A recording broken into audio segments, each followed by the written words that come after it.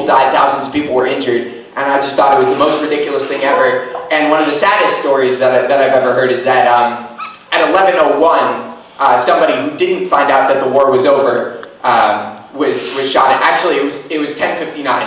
There were people that were actually killed after the war was over, but the last guy to die was Henry Gunther, and he was an American who was shot charging the German lines because he didn't know that in another minute the war would be over. So I just thought it was a great commentary on war in general, and that you know, that really, you know, everybody just ends up kind of being pawns to these, you know, big fat cats who never actually have to fight anything. And how sad it was that, you know, nothing has changed since World War I. So this is called The Last to Die.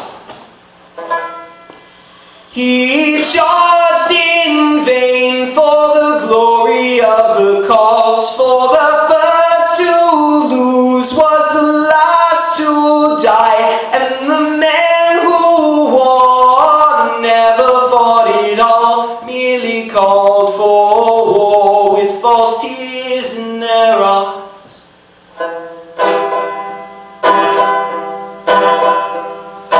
5 a.m. the treaty was signed on a railroad car in the north of France to end the Great War after 4 bloody years, but for 6 more hours death had one last chance. So they packed in the powder instead of packing it out, and killed as if still trying to gain more, broken and scarred with blood and tears, but like thousands before, they died in vain.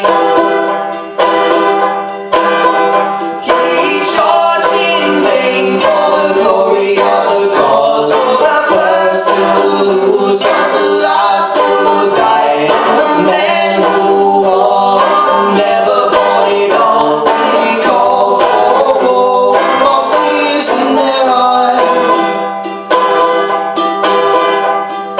No one told Henry Gunther the news, he let alone charged all the Germans. So they shot him down, what else could they do? He died in the gun, was taken place. He charged in vain for the glory of the cause, for the first to lose was the last to die. Men who won never fought it all, we call for war, false tears in their eyes.